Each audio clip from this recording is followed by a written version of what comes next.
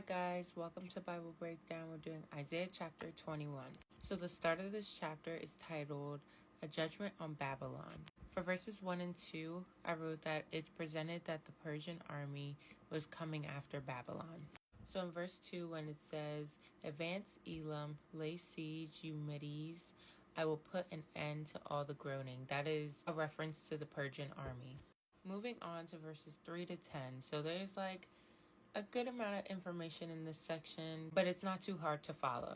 So to sum up this section, I got that Isaiah, he is in complete terror. He's in complete panic because of the vision that God has given him in verse 2.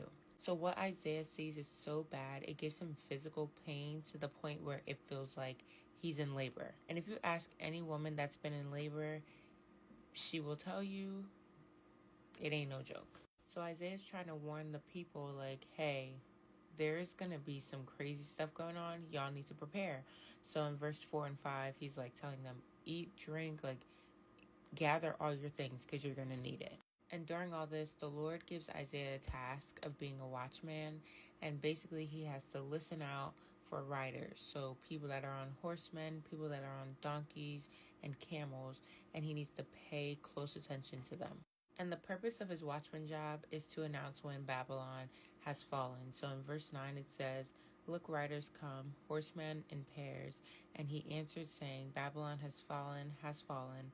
All the images of her gods have been shattered on the ground. So like I said before, I feel like I said it the last chapter or maybe the chapter before where I was like, God is going to take all these other gods and destroy them all. Now for verses 11 and 12, that section is titled A Pronouncement Against Duma. And in my note here, it says that Duma is also referencing Edom. So for those two verses, I wrote, Edom will be judged next. And the people are wondering, how long will their suffering last? And Isaiah is kind of giving them a little bit of hope, but also being realistic with them. So they say to him, Watchman, what is left of the night? And in verse 12 it says, the watchman says, which we know is Isaiah, he says, morning has come and also night. If you want to ask, come back again. So here I feel like the night is referring to their suffering. And it's yes, morning will come, but the suffering will end when God says it's over, honestly. So you can keep asking me, but until he sees the sign that God says he needs to see, the suffering will continue. Then for the end of the chapter, from verses 13 to 17, it's titled A Pronouncement Against Arabia. So from verses 13 to 15, I wrote, the caravans in Arabia will be forced out to avoid being caught, and the people of Tema are asked to help them. In verse 14, we're shown that the people of Tema are told to bring them water and make them food because the refugees ran away.